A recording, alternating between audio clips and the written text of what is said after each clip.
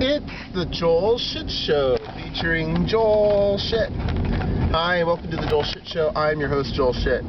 So someday they're going to invent some kind of weird GPS thing that's going to go on your camera, right? Or your flip or whatever it is that you use to make your movies on YouTube.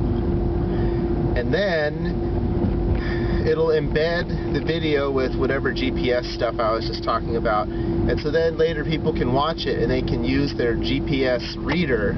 Maybe calling it GPS is misleading, but they'll use a reader to determine where this is being filmed because of the unique thumbprint that this movie is given based on where I am at the time of the filming. So, like, you could, you know, it would like look at the background and say, well, there's only one place on Earth that has that tree, and it would look at a car and say, well, that car could be anywhere. Although if they had like a really good GPS, you know, tracking thing for every car on Earth, then it could say, well, there's only one of that car, and at that time the car was in that location, therefore you're here. That would be awesome. It would be stalkerific. So yesterday we went to this place in Morgan Hill called Pump It Up, and it's one of those bouncy places where there's like, it's like a bounce house. Oh, that's why you're there. Oh, well, that was my fault. But it didn't say keep clear. You were just being unnecessarily nice. And people were behind me anyway. So it's one of those bounce house places where it's big enough for adults, but it's really for kids. And they have like the 12-foot slide. And I didn't do the 12-foot slide. I did the 8-foot slide. And I thought I was scared of the 12-foot slide. I'm not scared of the 12. Oh, that's why. Woo, boy, this is a high degree of difficulty, I tell you. High degree of difficulty. Ugh. So the 12-foot slide I thought I was scared of. Oh, Jesus Christ. I wish you could see this, but you're busy looking at me like an idiot. Oh, no.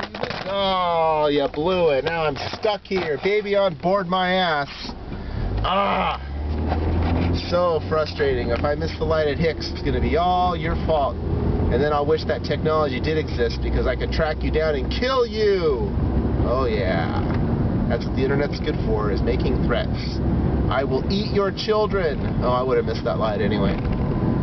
Oh, what a sham. Now I'm stuck behind these other igmos. Alright, so Pump It Up.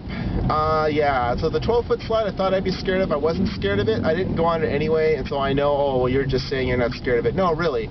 I went on the 8-foot slide and it was fine, so I knew the 12-foot slide would be fine. I didn't know that at the end of the obstacle course there was an 8-foot slide. So I was forced to react to my fears, but you know what? It was fine. It was fine.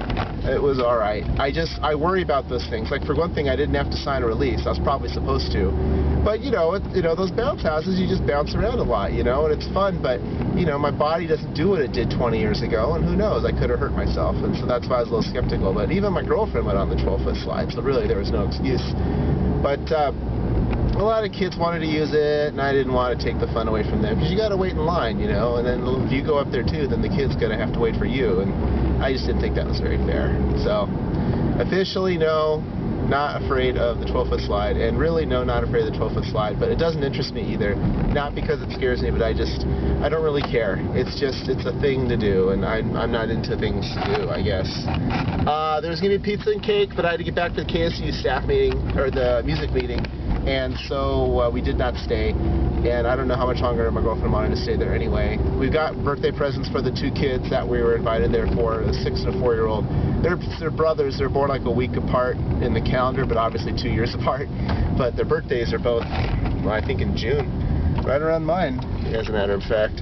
So, a good time was had by all. And then we went to this fruit stand place, and I bought a 4-pound bag of cherries for $1.50, and I ate about half of them last night.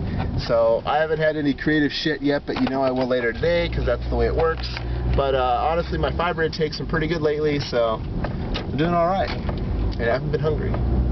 But yeah, I think this is probably one of the best years for cherries I've seen in about 20 years. It's just absolutely amazing. The cherries are great this year.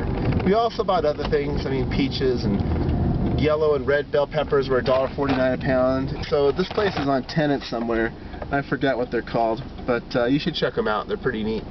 Well, that's all the time we have for today. Visit us on the web at joelshitshow.com. Email joel@joelshitshow.com.